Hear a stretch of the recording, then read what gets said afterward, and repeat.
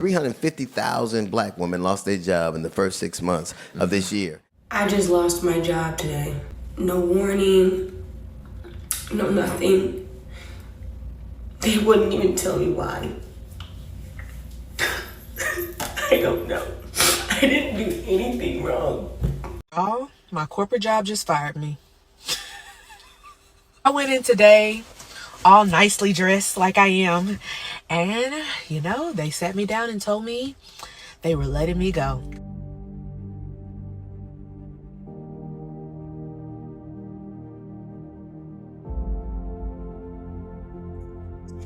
Hey guys, welcome back to my channel. This weekend, today is Sunday, okay?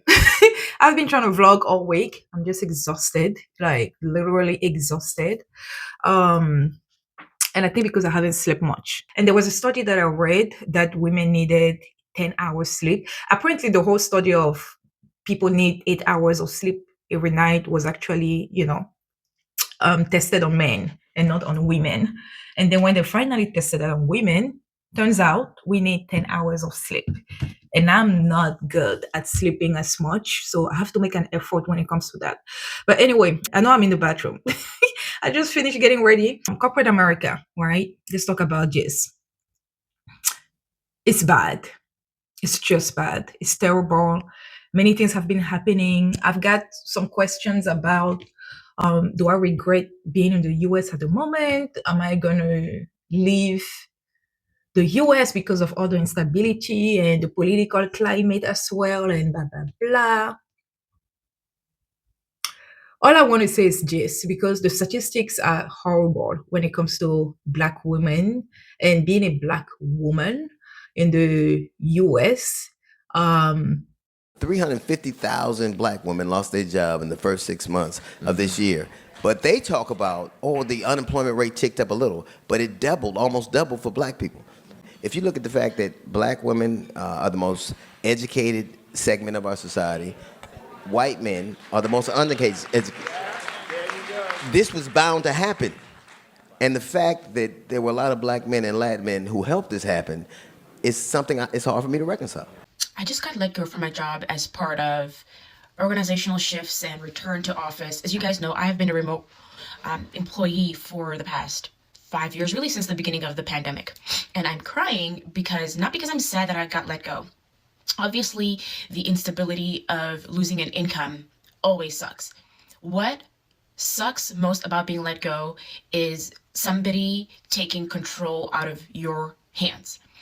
I think I'm about to get fired because they just put a random meeting on my calendar with HR. I just lost my job today. No warning, no nothing. They wouldn't even tell me why. I don't know. I didn't do anything wrong.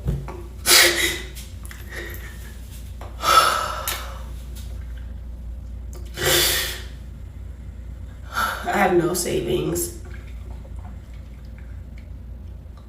I have nothing. I don't want to say I'm not scared, but I am worried. Okay, I am worried. And I think I'm just thankful at the same time. I don't know if that makes sense. But I'm looking at the statistics from February when we had a new president all the way to today. There are more than 350,000 Black women that lost their jobs. And it's not just Black women, everybody is losing their jobs, but the majority of people, when it comes to specific groups, Black women are the biggest demographic losing their jobs. And it got me thinking, right? Because even with the company that I'm working with, and I'm working as an independent contractor, right? So there was some firing, a lot of firing happening, cops all over the place, when I go to the office and things like that. And it's just bad.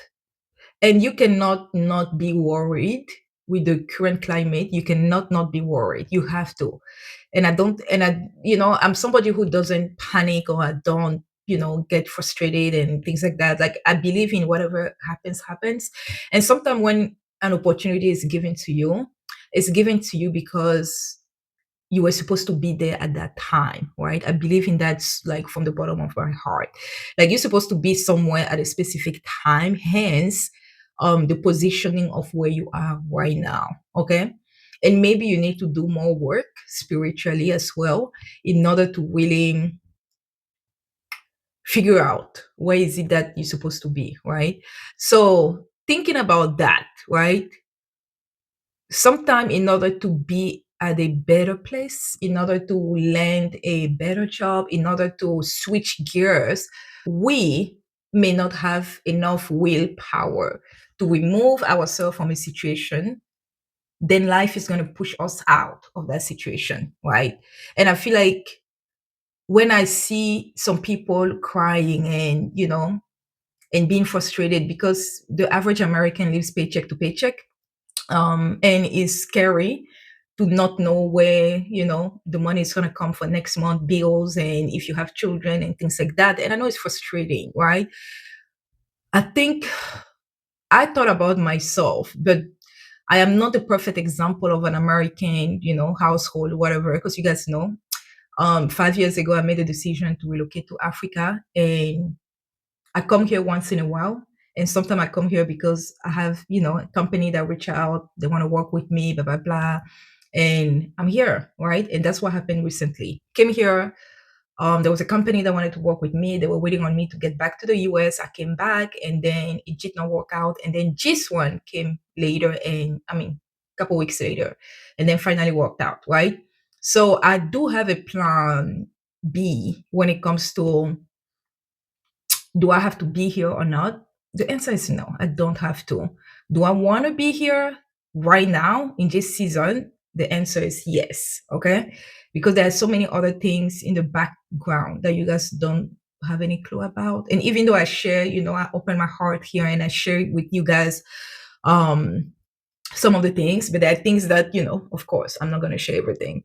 But yeah, in this season of my life, I'm supposed to be here. For a long time, I used to talk about my identity and how things switched for me, because I got to a point of my life where I was like, I'm not happy. I have so many things that I want to do. I had this dream. I wanted to travel. I wanted to do many things. And I just felt like I was stuck. And I was waiting for somebody to open the door for me. And I felt like nobody was opening the door for me. And I had to create the door myself, right? Had to create that door in my head, spiritually, mentally, and all of these things. I had to create the door first. Then after creating the door, I had to teach myself how to open the door and how to get through the door, right? To get on the other side. And I think many of us are waiting for somebody to build the door. We're waiting for somebody to give us a hand of help, right? We're waiting for somebody to tell us it's okay to move. And I think if this climate, with everything happening, hasn't taught you anything, the thing that I would say you have to take as the lesson is build your own door. Build your own door. Open the damn door and get on the other side, right? And I know this is just woo talk, but just a way to say create the life that you want to have, right? Once upon a time when I came in the US back in 2007, I was told I wasn't going to do much with my life. I was told I wasn't smart enough. I was told, who do you think you are? Blah, blah, blah, blah. I told you guys how I became a green card holder, which is simply by playing the lottery, the GV lottery. Like I was one of the lucky ones. Okay. And I never, and I think maybe it's something that I will attribute, I give it to my parents, to my father, because my father is this man who never got scared of life. He did what he wanted to do. I mean, he's still alive, guys, but he retired. But when he was younger, he did what he wanted to do. Okay. He loved his job. He loved helping people, and he went after everything he wanted to do. And I think I had a good example that taught me nobody is going to open the door for you. Nobody is going to build the door for you. And my dad used to say this thing, because we were stubborn. Okay, children, we're stubborn. And then he used to say this thing of like, nobody pushed me to go to school. I wanted to succeed. I wanted to be educated, and I pushed myself to go to school. Nobody checked on my homework. Nobody made sure that I passed. Nobody told me which career I should go for. That's what my dad used to tell us. And my dad taught us that you get to choose and pick who you want to be, the life you want to live. My dad had so many opportunities of living abroad, but he was so patriotic. He was like, no, if all the brain, because he's a genius, by the way. My dad was like, if all the brain leaves, then who's going to stay behind to build the country? Somebody has to stay behind. That was my dad. And I think as a little girl, right, I grew up thinking, don't even know why I'm talking to you guys from the bedroom, but I just thought, something in my soul, in my heart told me, put the phone there and talk to the people. Okay. You don't need a nice setup, whatever. But so I grew up as a little child, right? Parents talk. I don't even think they realize that we hear them. We learn by seeing them, by observing them, by watching the action, not just what you say, but what you do.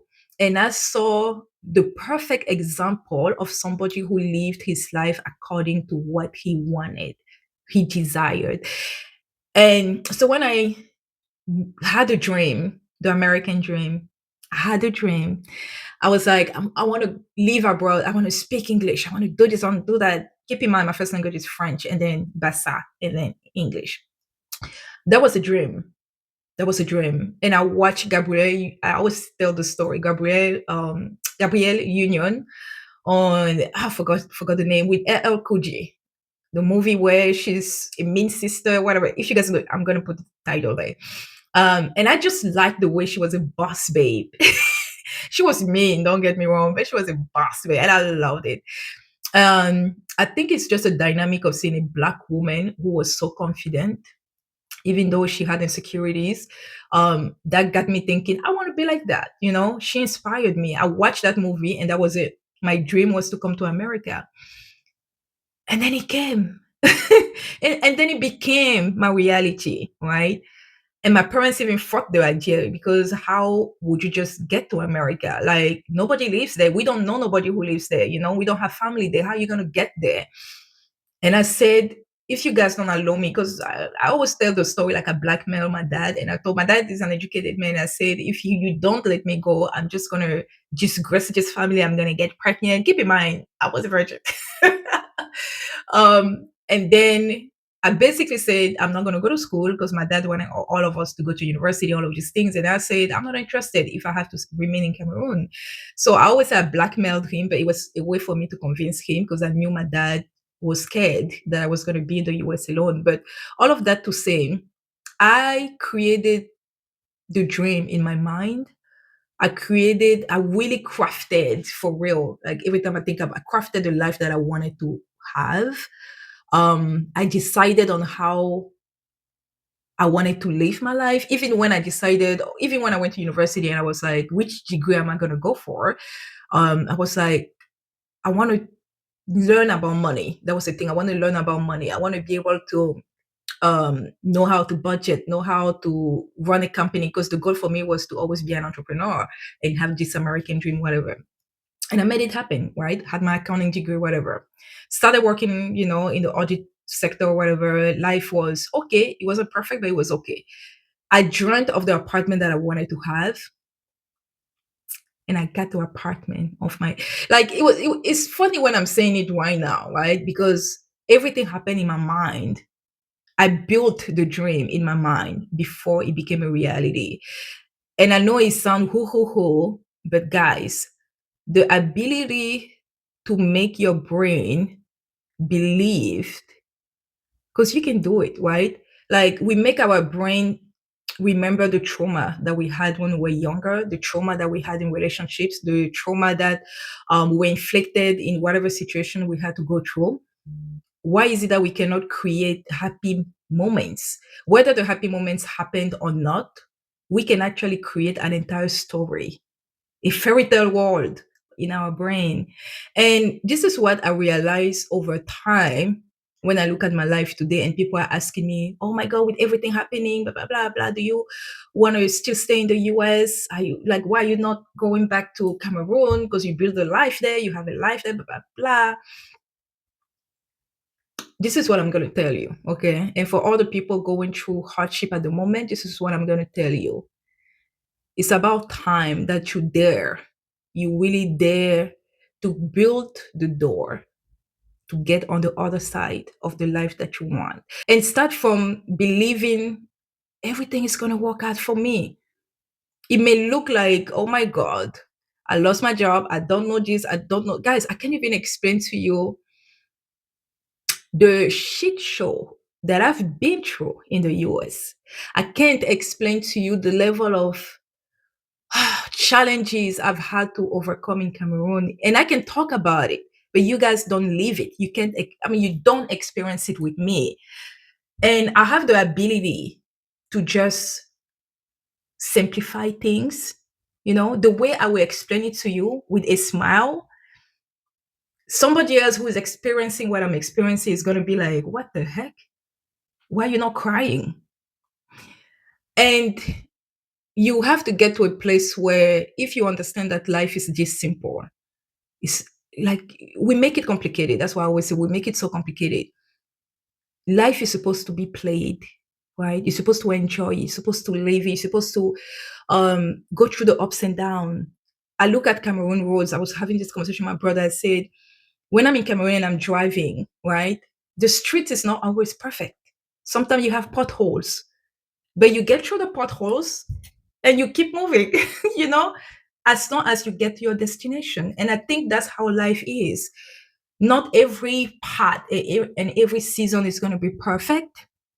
There are seasons that are going to require you a lot more energy, a lot more strength, a lot more prayers. And there are seasons that are just going to go smoothly, right? But if everything starts here, you have to be like, okay, this is the situation. Whether I cry or not, it's not going to change what I'm experiencing. What is happening is already happening. So what matters is how I actually process the information and what is it that I need to do in order to get on the other side. So how am I going to build that door instead of just sitting and expecting somebody else to build the door for you, right? And I think for many people who are losing their jobs, many people who are having financial hardship, start dreaming. And I know this is woo-woo, right? And that's why I don't like to make these videos here, because I feel like people are going to be like, oh my God, what is she talking about? But I would tell you this, my life has been a testimony of I am living in my own dream. Somebody told me recently, the person said, girl, the life that you live in is somebody else's dream. I said, no, it's my dream too. Not just somebody else's dream. It's my dream too. Because once upon a time, it used to be a dream, right? But that's because I dared to dream. And whenever people will ask me, girl, how are you going to go to Cameroon? Cameroon is so unstable and people are going to cheat you with this, through the system, and you're not going to be able to achieve much. They're going to steal your money, blah, blah, blah. I've always been optimistic about things, right? And I've always believed that it's never going to be easy. I don't think life is supposed to be easy. Where's the fun in that, right? But it was a dream first. And the dream, and I had to work on it, because you just don't dream and woo-woo, it happens, right? You make the dream, you build the dream in your mind, then you start. The funny thing, guys, let me tell you this. I know my brain is all over the place right now. The funny thing is that once you start repeating the dream and telling yourself a story, right? Then all of a sudden your mind believes that you already live in that story. So guess what? Your mind is going to be looking for ways to make that life happen for you. And I think when I look back at the apartments or the houses where I lived, right? I dreamt of it first before I saw it. I remember I had this L-shaped couch, which was leather couch. It was white. Dreamt of the couch. Saw the picture on some random, I don't even know, it was Instagram, Google, Pinterest, whatever. Saw the couch, screenshotted the couch. And I just put it in the back, right? I was like, you know what? When I move, when I have my cute apartment, I'm going to buy this couch. And one random day, a former coworker of mine told me, "Oh, there are some sales I just saw, blah blah blah blah. You should go and check it out." And I see the couch, and the couch was affordable. It was 1,100, and then I buy the couch. And one day I'm going through my phone, right? And I see that picture. The picture was taken like 1 year ago. I go through my phone because I'm deleting old pictures and videos, and I see the picture of the couch. And the couch, the way it was set up in the apartment, was as if it was the same couch that I bought in the same apartment where I was living. And I'm talking to you, but I have chills right now. And I remember my friend, one of my girlfriends, I texted her. I'm like, "Girl, I need to call you. This is what I found." And I don't even think she understood the depth of what I was feeling. But I was like, "Oh my God, I dreamed of this couch. I saw this couch. I took a screenshot, blah, blah, blah." And then 1 year later, I can't believe I bought the couch. And I can't believe the apartments look exactly like the picture. And when I look at my life today, right, and what I've been able to do in Africa, build businesses, connect with people, help people, hire people. And I'm in the US and I'm still talking to the people. I just found out some kids passed the exams, they're going to college, they're going to high school, and then, sending, some money for them for the back to school and things like that. Like a lot going on, right? And at the same time, prepping training for my staff, hiring, all of these things. And tell me it wasn't a dream. It was a dream, guys. It was a dream. And I look at my life today, I'm like, how did I do it? How did I do it? And even when I was sharing my dream to my family, to my friends, people felt like, "Girl, you're just a dreamer." And I was like, I'm a dreamer, but I feel like it's gonna happen. But I just didn't sit there, right? I had a dream in my head, in my mind. I believed in it. I tricked my mind into believing that I deserve better, right? Me being in the US right now, with everything that's happening and the position where I'm at, despite everything that's happening, I feel grateful. Just like I know if I'm removed from that position, I will still feel grateful, right? Because it means that I was supposed to be here for a season and the season is over, and maybe it's time for me to move to the next season, right? And I want you guys who are going through a tough financial, season, to understand and to really work, build that story in your brain that you deserve better. You deserve better, because once upon a time you were in this season of thriving, and now the season was removed from you and you're going through another season. But that season is supposed to be temporary, right? They always say the rainy season doesn't last forever. Winter doesn't last forever. Everything in life happens in terms of season. As long as you understand that this is just happening for a season, what is it that I can do to survive through this season? And how can I actually build the life that I truly desired in my mind? And for some reason, how can my mind now help me build it in real life? One thing that I will always tell you is this, right? That I share with everyone that's not on YouTube, outside of YouTube, is this. I do not decide the life that I want to live based on the reality of what I see. I don't. I'm not even gonna lie. I'm one of those delusional chick, okay? I do not look at reality and I say, "Oh, because this is what's happening, I cannot do this, or I can do this, or I will do this." No, I don't do that. I go after what I believe I want, what I desire. I set the intention and I move towards it. Doesn't matter what's happening around me, right? Doesn't mean I have a blind eye with what's happening. It simply means that I've created my own reality and I live in my own world. And it just happened that my world is part of this world. But give yourself some grace, allow yourself to breathe, gather your thoughts together, and really ask yourself, now that I've been removed from this season, what is it that I truly want to do? Right? And I know it's not easy, But try to find a way to just build your own door. That's all I would say. Don't wait for somebody to come and save you. Nobody's there. Guys, nobody's gonna come save you.